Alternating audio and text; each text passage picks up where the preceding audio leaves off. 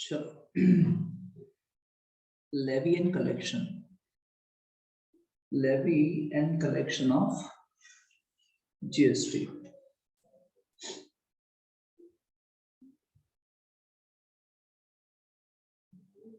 Levy and collection,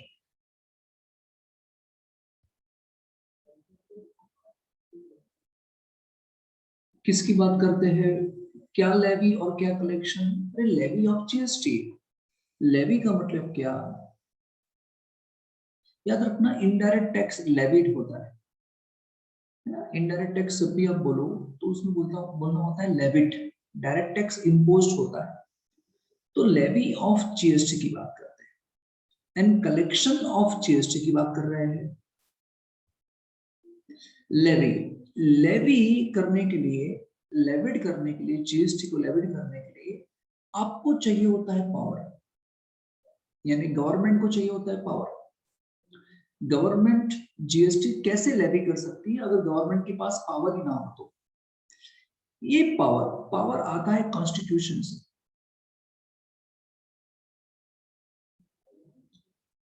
लेकिन constitution में ये पावर दिया ही नहीं गया, तो फिर कॉन्स्टिट्यूशन को अमेंड किया गया एंड आर्टिकल्स 246A लाया गया।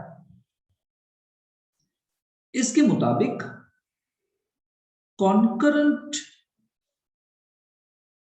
लिस्ट में शामिल किया गया और इसके मुताबिक पार्लियामेंट एंड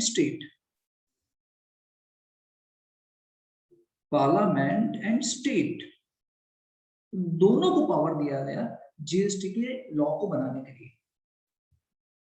ये आप याद रखोगे आर्टिकल 246A, ठीक है। पार्लियामेंट को एक्सक्लूसिव पावर दिया गया।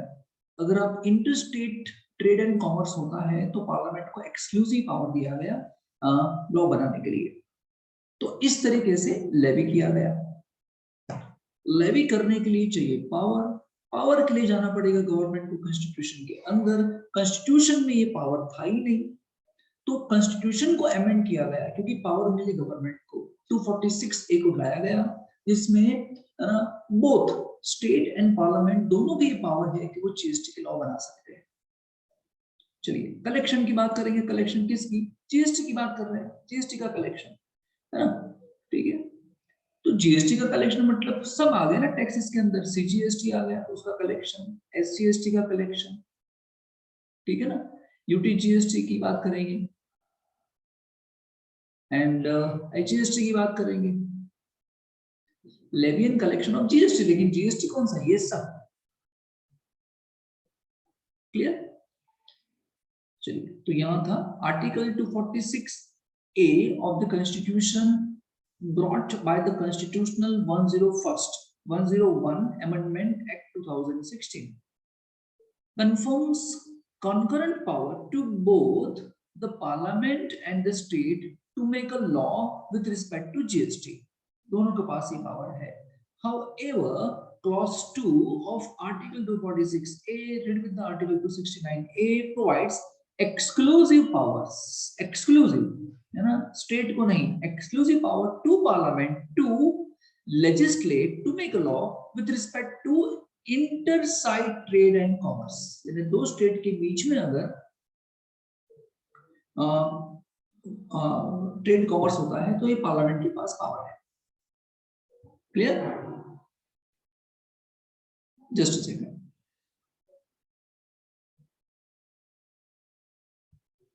Okay, then levy and collection of GST in India. Levy and collection of GST in India.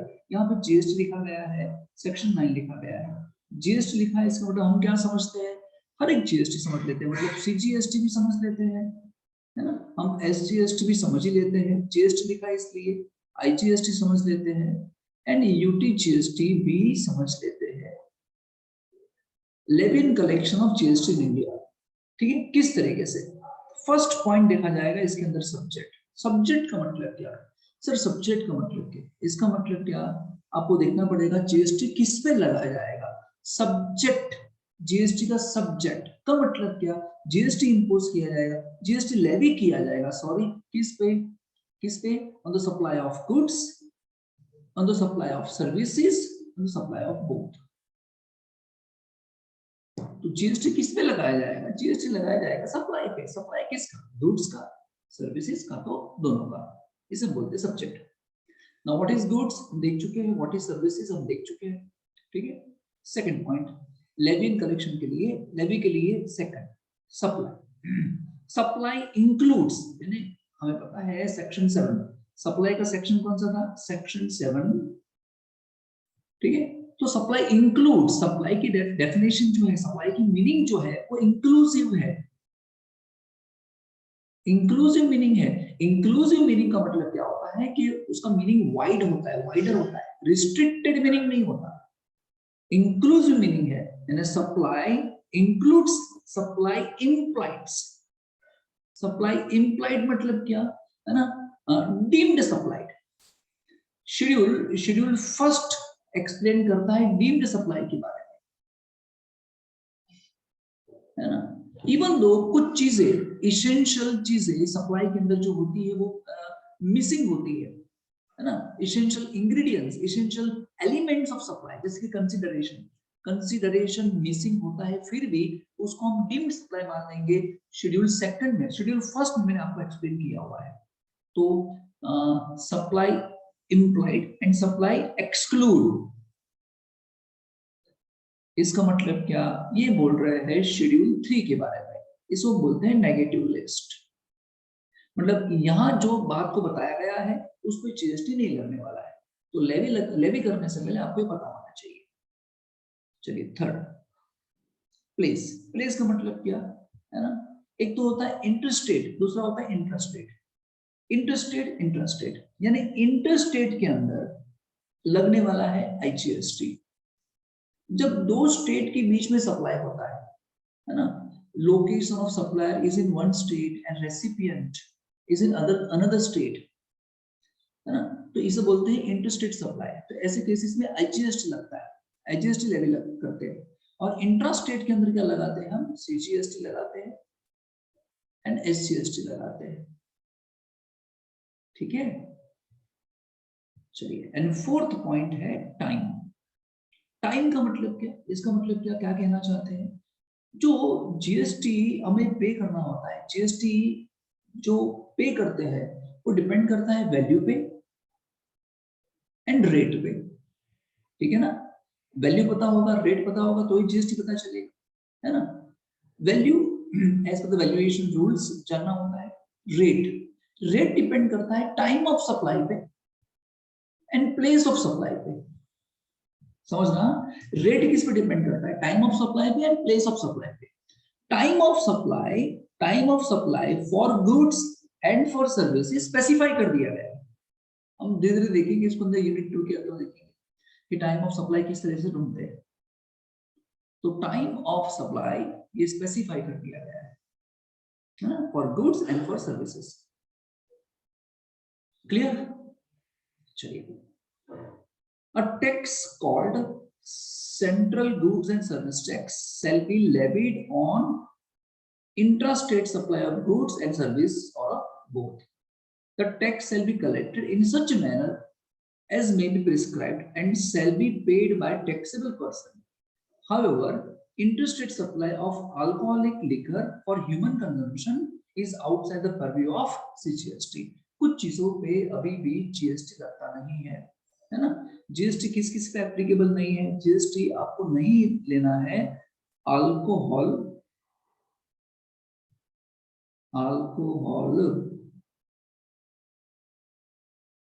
For human consumption,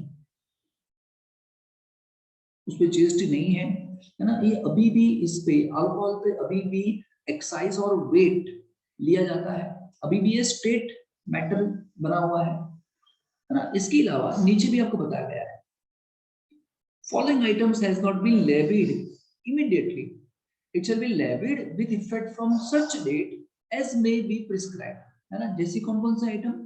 petroleum crude oil, petroleum कहां गया?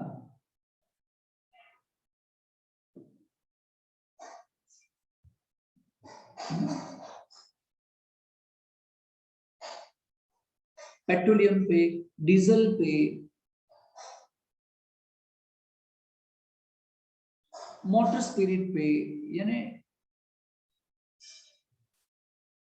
Commonly known as petrol, natural gas पे, and aviation turbine fuel, aviation का fuel जो plane में fuel लगता है ना, plane के अंदर, इस फ्यूल की बात करते हैं। तो इस पे जीएसटी नहीं लगता है, एज वेल एज इस पे भी जीएसटी नहीं लगता है। ऊपर बताया वैसे। कौन सी चीज थी?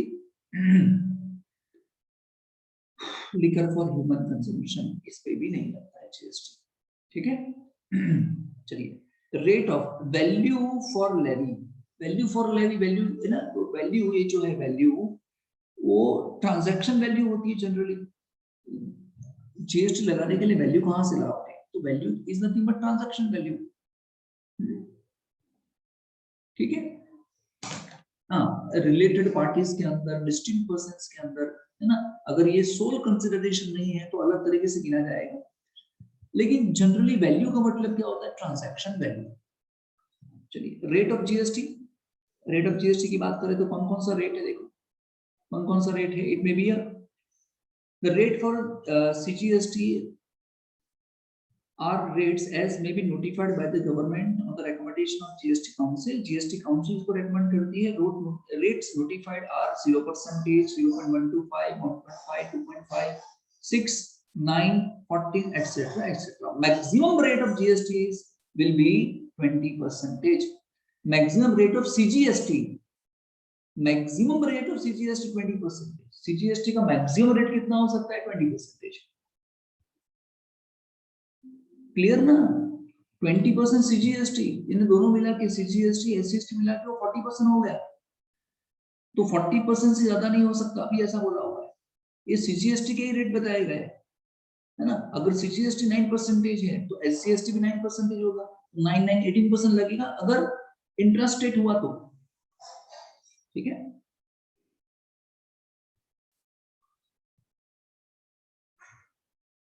चलिए, फिर बोला गया है रिवर्स चार्ज मैकेनिज्म के बारे में। अभी यहां बोला गया है रिवर्स चार्ज मैकेनिज्म। सर ये क्या होता है?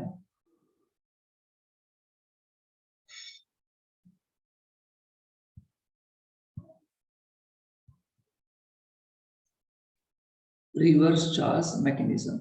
ठीक है। चलिए, एक होता है फॉरवर्ड चार्ज, ध्यान से सुनना ना। एक होता है क्या? फॉरवर्ड, और एक रहता है रिवर्स। फॉरवर्ड चार्ज में क्या होता है, रिवर्स चार्ज में क्या होता है, देखिए समझते हैं। फॉर एग्जांपल, ए सप्लाई करता है बी को, 10,000 का गुड सप्लाई किया ए ने बी को, जीएसटी पे किया जाएगा, मान लो 10%, मान लो 12%, 10 नहीं 12%। ठीक है। तो बी क्या करेगा? बी पेमेंट करेगा ए को। कितना पेमेंट करेगा? 10,000 तो वैल्यू फॉर गुड्स था, एंड प्लस 12%, यानी कितना? 1200 रुपए। ये पूरा जीएसटी आ गया, सीजीएसटी एसजीएसटी दोनों मिला के 1200, यानी कितना हो गया? 11,200। तो 11,200 देगा कौन? देगा कौन? बी देगा ए को, बी ए को देगा। अब ए क्या करेगा? ए के पास कितने पैसे आने वाले हैं? ए के पास पैसे आएंगे कितने? 11,200। अभी ए क्या करेगा? उसमें से अपने पास कितना रखेगा? अपने पास 10,000 रखेगा, क्योंकि उसने सप्लाई किया था गुड्स का, इसलिए। और इसमें से 1200 रुपए वो ए देगा गवर्नमेंट को, और फिर वो क्रेडिट मांग लेगा, सॉरी बी क्रेडिट मांगेगा, ए देगा किसको? गवर्नमेंट को। क्लियर? इसे बोलते हैं फॉरवर्ड चार्ज। चलिए, रिवर्स चार्ज में क्या होने वाला है कि यहाँ पे होगा ए, यहाँ पे होगा बी। ए ने बी को माल गुड्स बेचा, कितने का? 10,000 का गुड्स बेचा, जीएसटी कितना? 12%। लेकिन यहाँ पे क्या होगा? बी जब ए को पेमेंट करेगा ना, बी जब ए को पेमेंट करेगा तो सिर्फ 10,000 ही करेगा, और ये जो 12% टैक्स था, 1200 रुपए जो टैक्स आता है, वो बी डिपॉजिट करने जाएगा गवर्नमेंट को। ये बी डिपॉजिट करेगा गवर्नमेंट को। देखो, फॉरवर्ड चार्ज रिवर्स चार्ज में क्या फर्क है? फॉरवर्ड चार्ज का मतलब क्या? मैक्सिमम केसेस में फॉरवर्ड चार्ज ही होता है। इसका मतलब क्या, supplier of goods and services जो होता है वो पेमेंट लेता है जीएसटी के साथ और वो गवर्नमेंट को देता है, that is forward charge. Reverse charge में क्या होगा, रिसिपिएंट ऑफ सर्विसेज होगा या रिसिपिएंट ऑफ गुड्स होगा, वो टैक्स देने जाएगा किसको, गवर्नमेंट को, that is reverse charge. Clear हो गया? चलिए, shall be paid by the recipient of goods or services। देखो कौन टैक्स पे करेगा, recipient of goods and services tax पे करने जाएगा, और both on reverse charge basis in the following cases। कब कब होगा ऐसा, following cases। फर्स्ट केस कौन सा, first, supply of goods or services or both notified by the government on the recommendation of GST Council। GST council ने बोल दिया है गवर्नमेंट को कि भाई ये गुड्स बोल देते हैं हम, या हम सर्विसेज बोल देते हैं जिसपे आपको आरसीएम के बेसिस पर टैक्स देना है, तो नोटिफाई कर दिया है गुड्स, ये गुड्स और ये सर्विसेज को नोटिफाइड ही कर दिया है। गुड्स कौन कौन से हो सकते हैं, सर्विसेज कौन कौन सी हो सकती है, नोटिफाइड कर दिया है।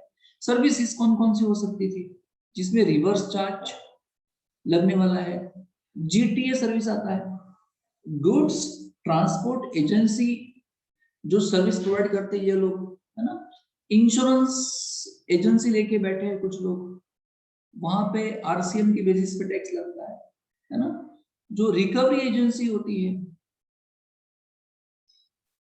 ये सर्विसेज मेंशन की गई है जहां पे आरसीएम बेसिस पे टैक्स लगता है, ठीक है। गुड्स में कैश्यू नट्स है, लॉटरी है,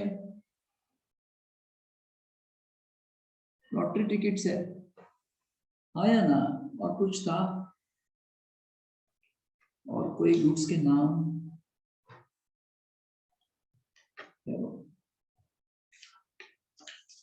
यस, और एक गुड्स के नाम है टोबैको लीव्स है, जहां पे आरसीएम पे टैक्स लगता है, रॉ कॉटन है, रॉ कॉटन,